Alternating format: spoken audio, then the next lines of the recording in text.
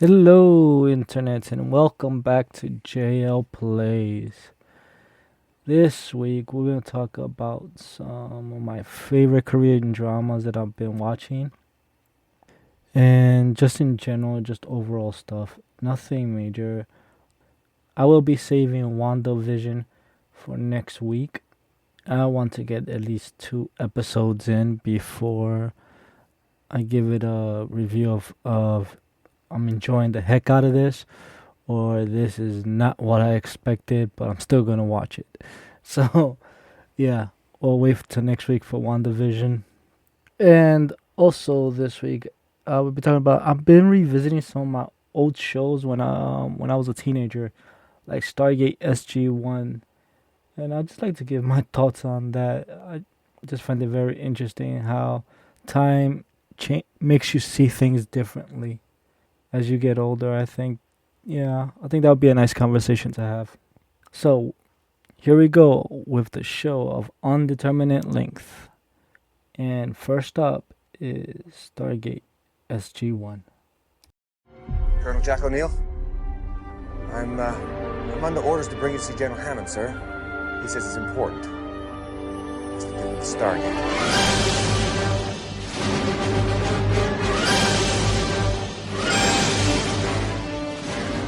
Colonel O'Neill, your team will be designated SG1. Its duties will be to perform reconnaissance, determine threats, and if possible, to make peaceful contact with people to lead work. It will be our ambassadors, meeting other races, establishing ties with other worlds.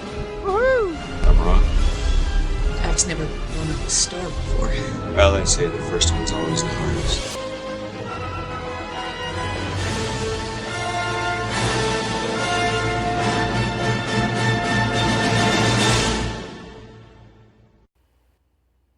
Now, that was a trailer for Stargate SG1.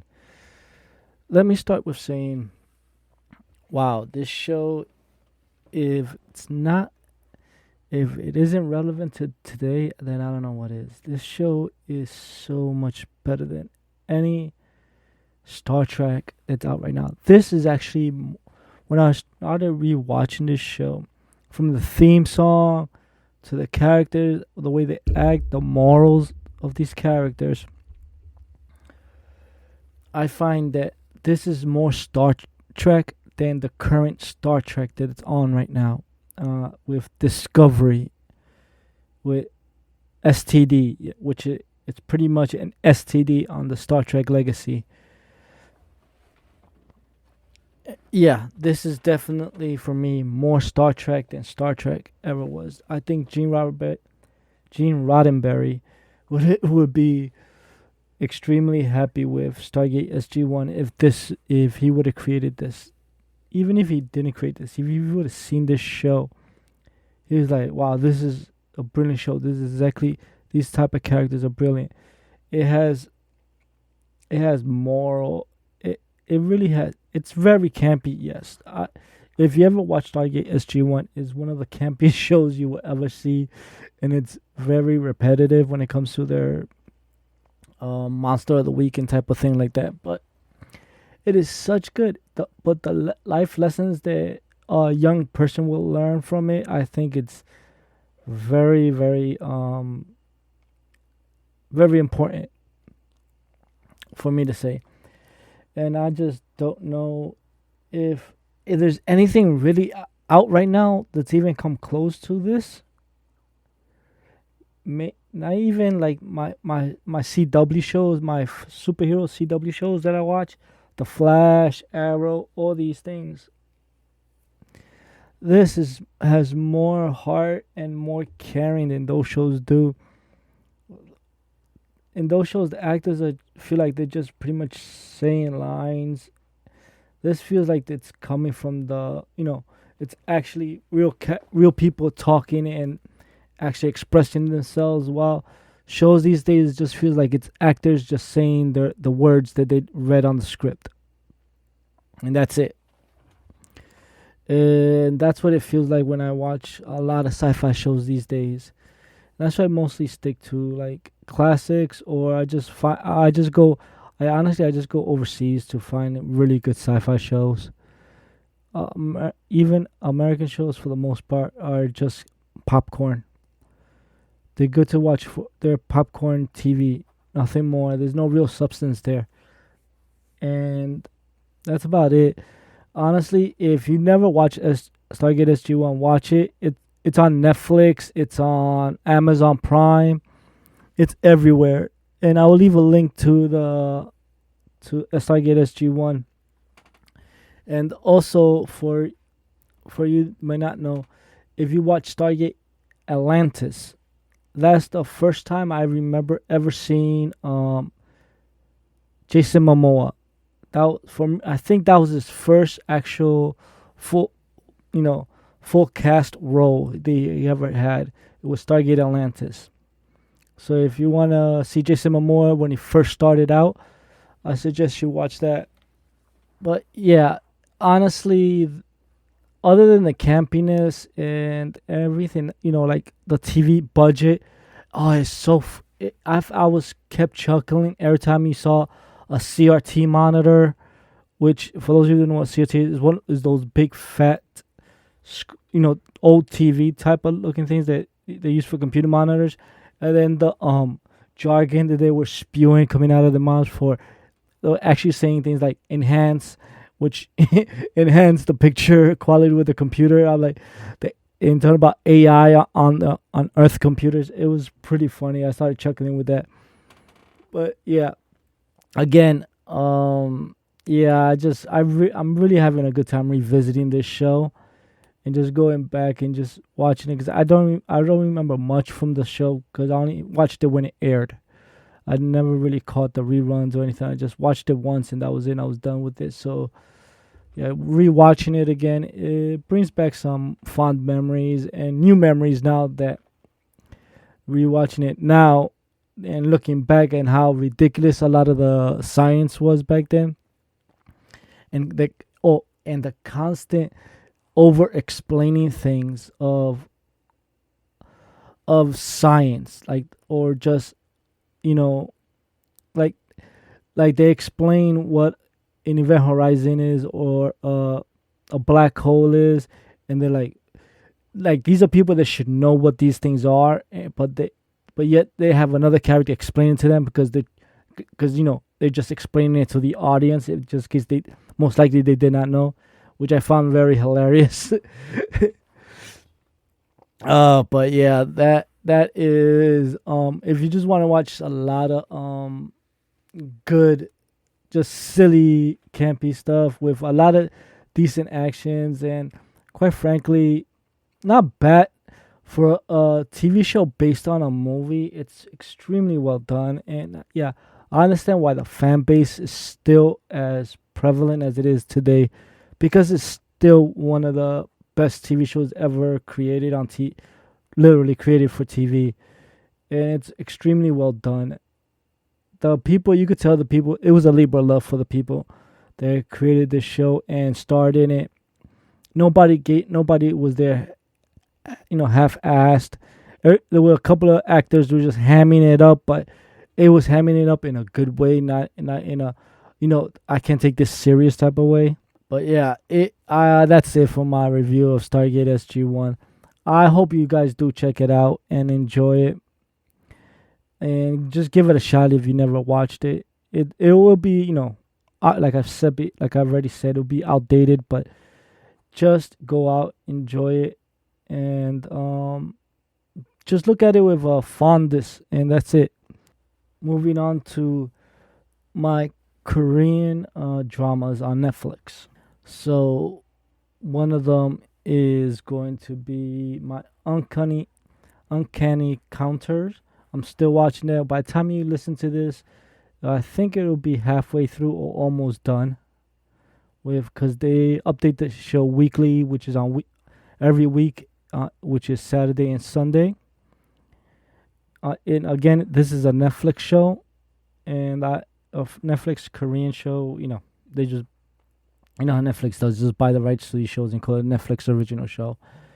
But yeah, it's still fun. It's very touching for some of the stuff. If you want to see camping, this is it. I really do enjoy this very much. And if you just want something that's heartwarming for the most part, and just a lot of silly ghost and special effects and people on wire work, things like that, it's pretty fun. Just remember this way, Korean dramas, when a main character gets something, they lose something. It's always that way. It's always that way. When a character gets something, they lose something. If it's something extremely positive, something extremely dark is about to happen, and they're about to lose something or someone to in their life, or part of their lives, I should say. And yeah, that's how pretty much Uncanny Counters is all about, and it's enjoyable. I'm still enjoying it. I'm pretty much watching for the main actress, one of the main actresses there. She's one of my favorite idols in Korea. So, and I hope you all enjoy it and give it a shot, and just watch it with the subtitles. Netflix does have a lot of Korean films. They have English dubbing. If you want to watch it dub, watch it dub. But unfortunately for if you're one of those type of people, this is just subtitles right now. It'll probably get dubbed in about a year. But yeah, just enjoy it. Like The Call, which I reviewed a few weeks back. It was that's you could watch that dubbed. You can also watch a few other things dubbed that I've mentioned before. And yeah, enjoy the Uncanny Counter. It's fun action. But let me move on to what I really want to talk about, which is one of the newer shows that I just started watching, which is called The Run On. 제6주 아들이잖아. 육상 국대. 1등만 기억하는 이 나라에서 유일하게 유명한 2등? 나도 1등 하고 싶어. 대체 제가 뭘 어쨌다고 여자 운운하면서 이렇게 모욕을 주시냐고요. 토익이 그렇게 하고 싶어? 그렇게 하고 싶으면 해야 돼. 오미수 씨 돈 많아요? 아닐걸요? 쏘면 뭐 진짜로 나가요? 조금 미친 놈 같으신데. 근데 그쪽은 나 왜 도와줬어요? 2번씩이나? 반백수라더니 통역사였네요. 헐, 모델이었어? 영병, 비매품이었구나. 제가 통역할 선수가 혹시... 언니는 운명을 믿어? 난 잘생기면 믿어.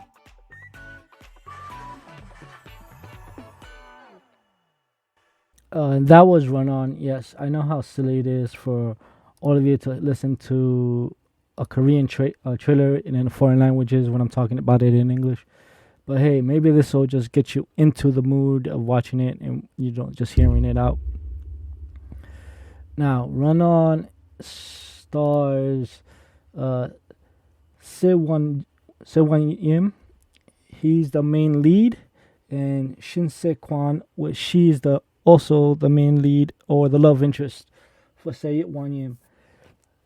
Shin Se-Kwan is one of my favorite actresses. She's one of the most beautiful actresses I only started watching it for her. And quite frankly, I got to say that yes, she is great in it, and so is Se-wan Im. But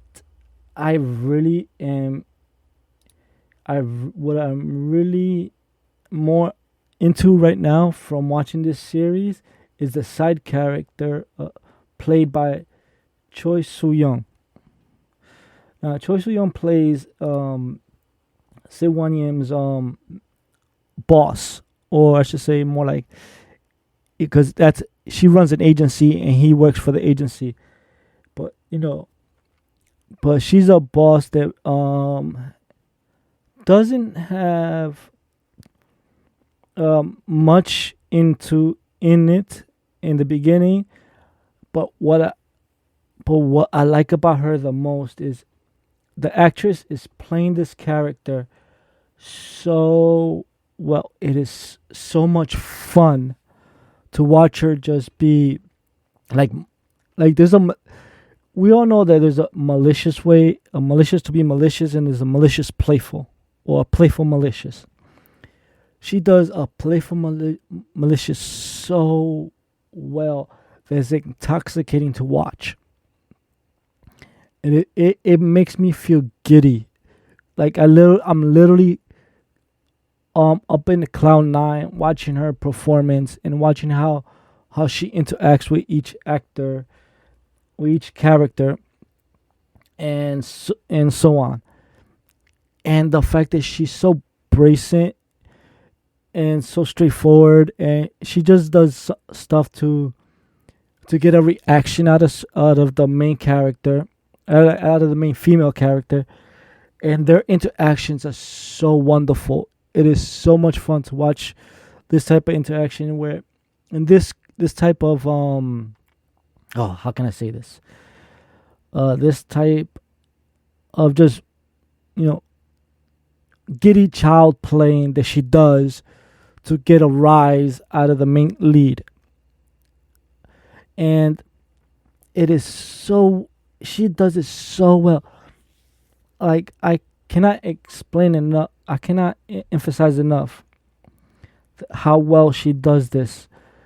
And it's so much fun. And there's a reason why she's like this. Like, a lot of times in these dramas, all the rich people are pretty much snobs and assholes for the most part. But she is caring. She is, sorry if you heard any bumping noise. I hit the mic by accident.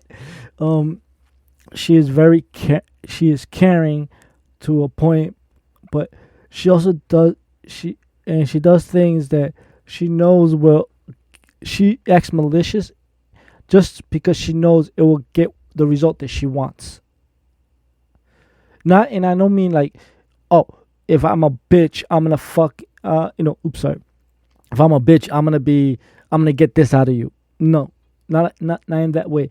So, like I said, it's playful where how she does it. Like, she does it so where the main character realizes that she has starts getting, like, say, jealous, and things happen of that sort, and then she ends up doing something that, yeah, that's what I wanted you to do, and then she just tells her right afterward, yeah, but if I hadn't done that, you wouldn't have done this, and then she just walks away with a smile on her face, and the other characters just left there dumbfounded, and you as a viewer are just cracking up because you know exactly what she was doing and everything, because the way it's shot obvious and things of that sort, but as well done. Again, she's the main reason I continue to watch this series, just for her interactions with other characters in the show.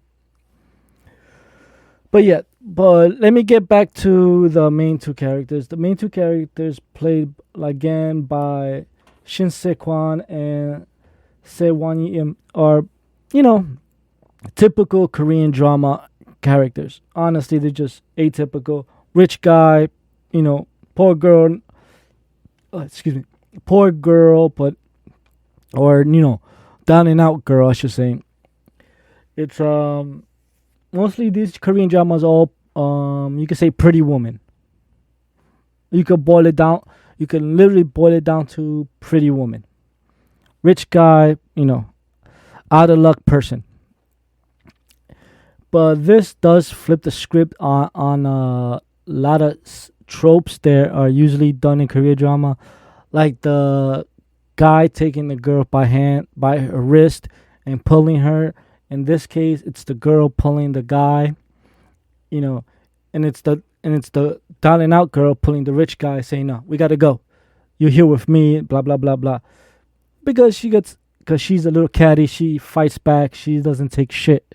Then that's a nice aspect to see, is like characters that just because you're have a certain type of career and you don't have a certain type of wealth, it's you don't have to take doesn't mean you have to take their shit. And that's what I like about her and the way she plays it. But then when it comes to them two alone, she gets frustrated but understandable at the same time, and ununderstandable. It's like all these mixed emotions come together to give a good coherent character, and then why she is the way she is and the way she acts towards him, especially for someone that's playing the the super dry love interest. Like he is very dry. He is everything to him is a fact. Why do I need? I just say what I do, and nothing more. I don't anything. I don't do anything like that because he has an abusive father, or verbally abusive and mentally abusive father, and because he's rich and his father just wants to use him as a prop to get this. You need to do this, this, and this because I'm telling you to do this, this, and this because this will help. This will make me look good. So you need to do this, and he's rebelling against him, and thus situations happen.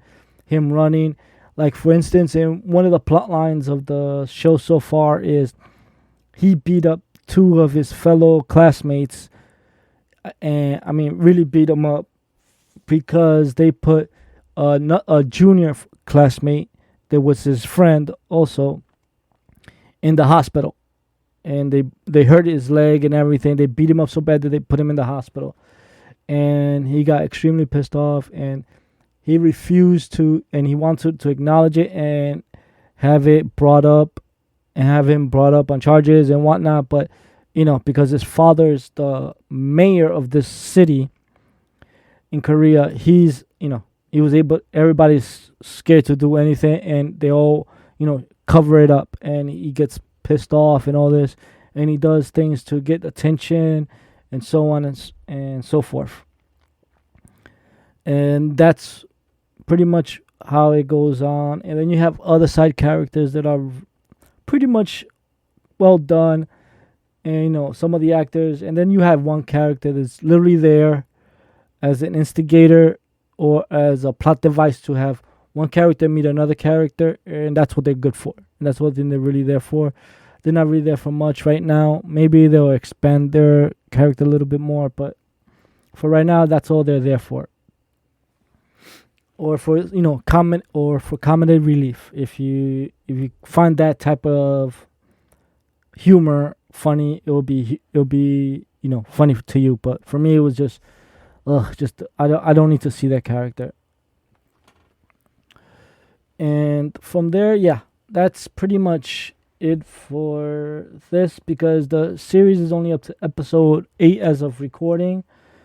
By this week, episode 9 and 10 would have aired, so we'll see from there what happens next. Yeah, we'll see from there, because it's 16 total episodes, and it's 2 episodes a week. That's on this series airs Wednesdays and Thursdays, so it'll be one episode Wednesday, another episode Thursday, and every week is the same thing. That's one of my favorite thing about Korean dramas, or Korean special dramas, which is what these are, is that they air 2 episodes a week. So and they're usually no longer than anywhere from 12 to 16 episodes. Some of them go up to 22, but yeah, this is just nice 16. And yeah, if you're looking for something that breaks all the tropes, I suggest you watch Itaewon Class. It's definitely my favorite drama of 2020. Itaewon Class was literally my favorite drama of 2020. It literally surprised and surpassed my expectations of what I was gonna watch. The main reason I watched Itaewon Class was because for the first time they had an actual foreigner as a part of the main cast, and that's really big for Korea. So I just mainly watched it for that. But then I just started from episode one and then episode 2 hit. I was like, yeah, I'm all in, and I just watched it. So it's on Netflix. I don't believe it's dubbed yet, but hopefully it will be. But it definitely has subtitles, and has subtitles for almost every language. So please enjoy it and watch it if you're looking for something else. And that's pretty much it, what I've been watching for this week. And before I leave, if you ever just wanted to watch a slice of life Korean drama, watch Live. like yes, like I'm going live. We'll do this live. It stars Ikwon Soo from Running Man, if you know the show, and he plays a salaryman a young young salaryman who decides to who get I forget if he get fired or quit. I think he just quit, and then he decided to become a cop. And it just follows him and his life and the people that he met and become friends with, and it's just everyday routine of him and his life and his love interest. It's really nice and sweet, and it's just a nice, really a melodrama. There really isn't really, there's no big bad guy in there. It's just a typical, like I said, a slice of life. And yeah, I hope y'all give that a chance. I will put that in the description also. So, excuse me for that. Sorry. And yeah, just watch that. And thank you again for listening. I truly hope you enjoy my podcast and continue to just listen and continue to just continue to listen. And please, once I'll say this again, if you have any recommendations that you want me, or you have anything you would like my opinion on, you can just email me at jlplayspodcast@gmail.com. That's jlplayspodcast@gmail.com. And yeah, thank you once again for listening all the way to the end. And have a great 2021.